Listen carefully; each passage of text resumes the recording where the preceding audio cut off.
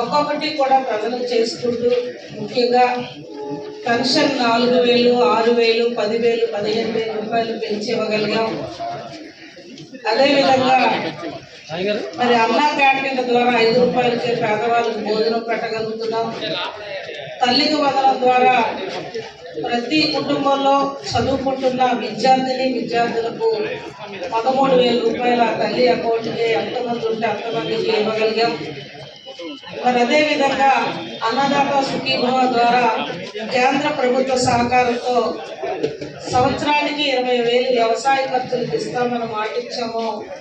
దానికి కట్టుబడి మొదటి విడతగా మొన్న కేంద్ర రాష్ట్ర ప్రభుత్వాలు అన్నదాత సుఖీభవని రైతాంగానికి వ్యవసాయ ఖర్చులకు వేయగలిగాం. ముఖ్యంగా మన మహిళలు పురుషుల్లో సగభాగం ఉన్న మన మహిళలకి స్త్రీ శక్తి పథకం ద్వారా ఉచిత బస్ సౌకర్యం రాష్ట్రం అంతా కూడా ఆగస్టు 15న ఫ్రీ బస్ అనేది మనం కూటమి ప్రభుత్వం చేయగలిగాం. అమ్మ మీరు బస్సులో కొంతమంది అయినా వెళ్ళారా? బాగుందా? సంతోషమేనా?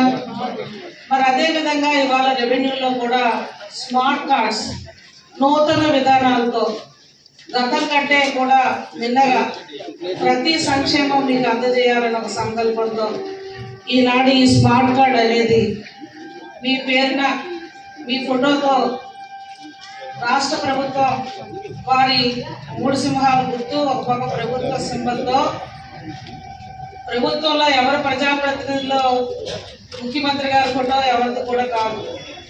ప్రభుత్వం వారి ఇవాళ నూతన విధి విధానాలతో మీకు ఈ కార్డు ఇవాళ అందజేయడం కోసమే ఈనాటి కార్యక్రమం. ఇది మీకు బస్సు ఫ్రీ బస్ ఎక్కడానికి కూడా ఈ కార్డు ఉపయోగపడుతుంది.